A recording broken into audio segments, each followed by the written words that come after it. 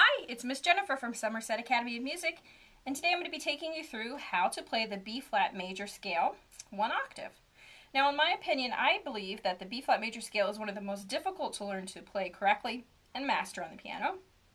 So I'm not only going to take you through the how-to of the fingering and the letters, but I'm also going to share with you a few tips and tricks that I think make it just a little bit easier to learn and memorize. Okay, now the key of B-flat, and therefore the B-flat major scale, it has two flats, and that is going to be B-flat and E-flat. And since you're starting on B-flat, you of course will be playing it again at the end, so it actually feels like three flats because you're playing the B-flat twice. Okay, now in the right hand, there's two different ways that you can start off the scale. You can begin either with your second finger here on the B-flat, but what I would really suggest to you when you're first learning to play this scale, if you're brand new to it, is I would actually start on the fourth finger. And I know that feels a little strange and probably makes it a little trickier at first, but when we put hands together, this is actually going to make things just a little bit easier, and it's going to make more sense as we put the hands together. So for right now, I would recommend starting with your fourth finger on B-flat. If you feel comfortable with this fingering and you want to start with the second finger, that's fine with me. And then I think after you master the scale, then it will be fine to either start on the second finger or the fourth finger. I believe that most people after mastering the B-flat scale would go ahead and start on the second finger. Okay, so let's get started. I'm going to go through first the letters, and here we go. So B-flat, C, D, E-flat, F, G, A, B-flat. B-flat, A, G, F, E-flat, D, C, B-flat. Okay, so while I was playing that, you may have noticed that I was turning and crossing over a lot. And that is one of the things that makes the B-flat scale tricky. It is the spots in which these black keys land that is what makes the fingering so difficult. Remember, when we're playing scales, we're avoiding our thumbs and pinkies on the black keys. And that is the reason why we wind up with all these strange fingerings. So now I'm going to take you through the fingering. Okay, so we're going to start with fourth finger on the B-flat. You can, however, use two if you like. Okay, so we're going to do 4 on B-flat. Then you're immediately going to take your thumb and tuck it under to play C. Place the rest of your hand. 2 on D, 3 on E-flat. Then your thumb is going to tuck under again, this time to F. Place the rest of your hand. 2 on G, 3 on A, 4 on B-flat. Okay, I'm going to do that a little faster. 4, 1, 2, 3, 1, 2, 3, 4. Okay, let's go through the fingering descending. So we're going to start with our fourth finger on the B-flat. 3, 2, 1. When you get here, you're going to cross your third finger all the way over to E-flat. Prepare the rest of your hand. 2, 1.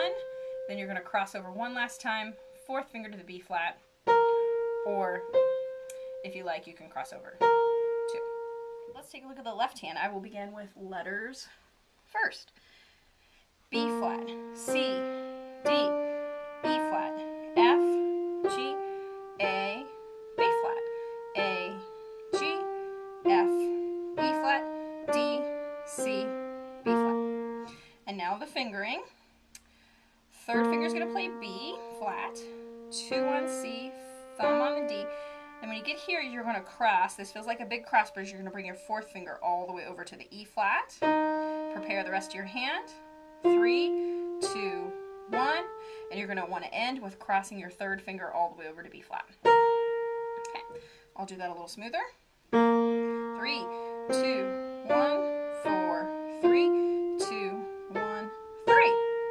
All right, now let's look at descending. So coming down, you're going to use 3 on the B-flat, then your thumb immediately goes under to play the A, then 2, 3, fourth finger lands on the E-flat, then you tuck your thumb under to D, 2, end on B-flat with your third finger. Let's take a look at it up and down.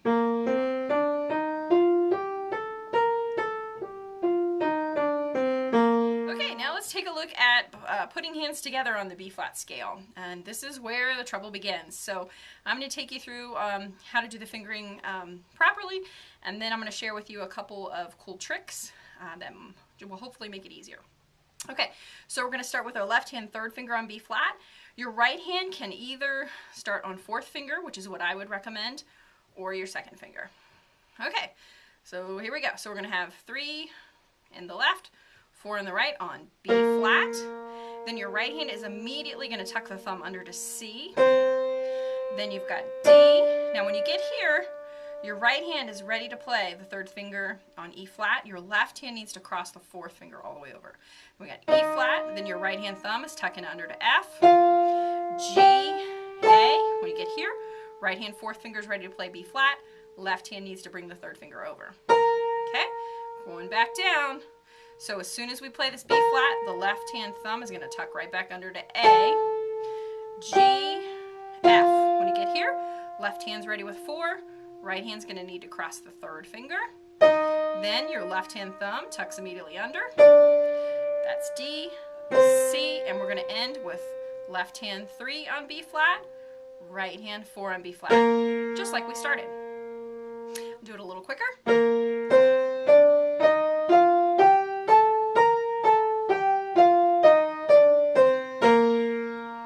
Okay, so now I'm going to tell you my little tricks that I've developed for making this scale easier. Okay, so as I mentioned, I recommended that you start with your fourth finger on the B flat of the right hand, and I'm going to show you why. So as we talked about before, we actually have 3 black keys that we play, 2 flats, B flat on both ends, and then E flat in the middle. Okay? Now the trick to this is, if you can remember that whenever you're on one of those black keys, you're going to want to make your hands what I call opposite. One hand is going to be using the third finger, the other hand will use the fourth finger. So here on the B flat, it'll be like this. If your left hand's using 3, your right hand uses 4. Then when you get to the E flat, your right hand will be using 3, and so your left hand uses 4. When you get to the B flat, on top, left hand 3, right hand 4. So let me play through the scale and show you how that works. Okay, so we know to start on 3 and 4, so there's our first opposite. We go under, then when we get here, I can see that my third finger is ready to go on the E flat, and since I know I need to make them opposite, then it makes it really easy for me to remember. I don't have to guess, do I need to use 2, 3, 4? I wouldn't use 5, that would be crazy. But I know that I'm going to use 4 because I want to make them opposite, so that made that fingering easy. So let's look at that again. Third finger's here, so I'm going to place 4. My thumb goes under. When I get here, I have my fourth finger, so I know this hand should use 3. Back down. Now here, my left hand fourth finger is ready to go, so I know that I must use my right hand 3. When I get here, left hand is 3, so right hand must be 4. So that's how that little trick works. Now another trick is going to be when the right hand is playing on the way up, and this one's a little more confusing, but when the right hand's playing ascending, after every black key, the thumb is going to follow. So take a look at this. Black key, thumb. Black key, thumb. Like that. On the way down, it does not work. But the crossover is going to come after every thumb, which is actually pretty normal for a crossover to do.